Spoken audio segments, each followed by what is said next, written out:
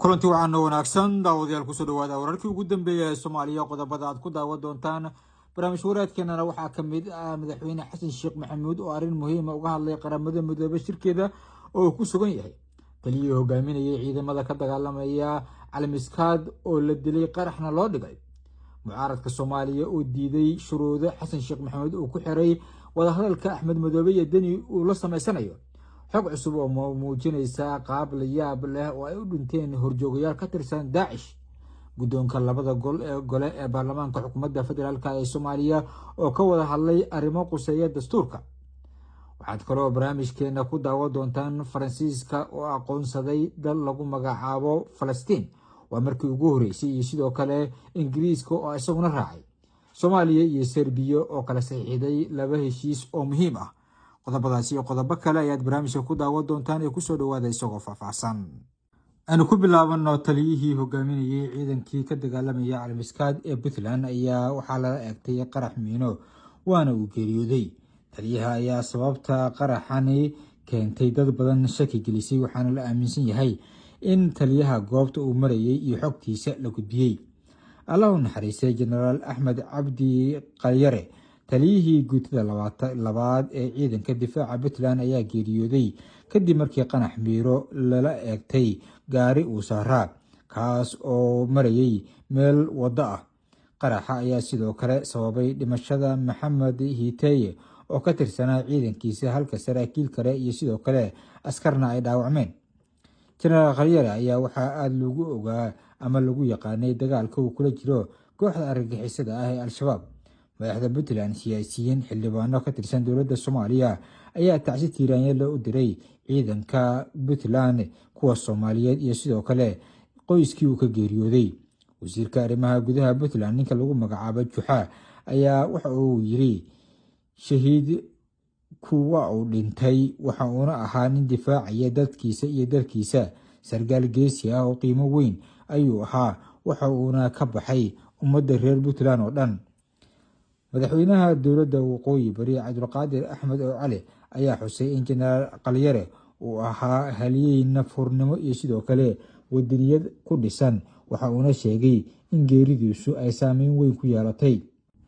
maxay ahayd fariinta uu diray madaxweyne xasan sheekh maxamuud oo ka hadlay kulanka guud ee qaramada midoobay ee madaxda caalamku ay isugu yimaadeen madaxweynaha Soomaaliya xasan sheekh maxamuud oo ay weliyeen ergada joogtada ah ee Soomaaliya u fadhiya qaramada midoobay ayaa magaalada New York oo qayb galaya shir caalami ah oo looga hadlayo astaynta iyo aqoonsiga dowladnimada sidoo kale dowladda Falastiin iyo xaqiiqooyinka sharciga ah iyo taariikhda ay soo martay waddanka Falastiin lana doonayo in la aqoonsado shirka ayaa waxaa ka soo qayb galay madax dalal badan oo xubno ka ah qaramada midoobay kuwaas oo si cad u muujiyay taageerada ku aadan in Falastiin ay xaq u leedahay inay noqoto dowlad madax bannaan madaxweyne xasan sheekh maxamuud oo khudbad ka jeediyay madasha ayaa ku adkaystay mowqifka Soomaaliya ee taariikhiga isagoo xusay in Soomaaliya ay ahayd mid ka mid ah dalalkii ugu horeeyay ee aqoonsaday dowladnimada Falastiin waxa uuna carabka ku adkeeyay in Soomaaliya mar walba ay garab taagan tahay shacabka iyo dowladda Falastiin isagoo si joogto ah u taageeray dadaalada lagu xaqiijinayo dowladnimada waddankaasi uu yeelanayo taageerada Soomaaliya ee shacabka Falastiin waa mid qoto dheer oo ku dhisan mabda cadaaladda xuquuqda aadanaha iyo xaqa dad kasta oo uu leeyahay inuu yeesho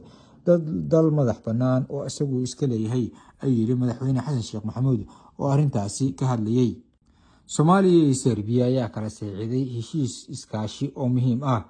wasiirka arrimaha dibadda iyo iskaashiga caalamiga Cabdisalaan Cabdi Cali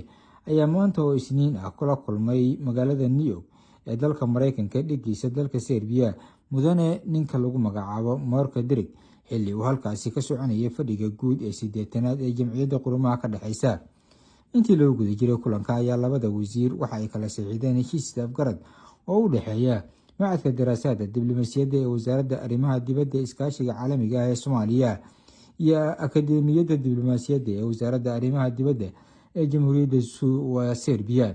heshiiska ayaa ujeedkiisu yahay kor u qaadista iskaashi dhow oo ku qotoma tababar diblomaasiyadeed iyo karti dhisidda aqooneed heshiiskan ayaa waxa uu noqonayaa mid muhiim ah oo labadaasi dal oo xiriir wanaagsan uu ka dhaxeeyo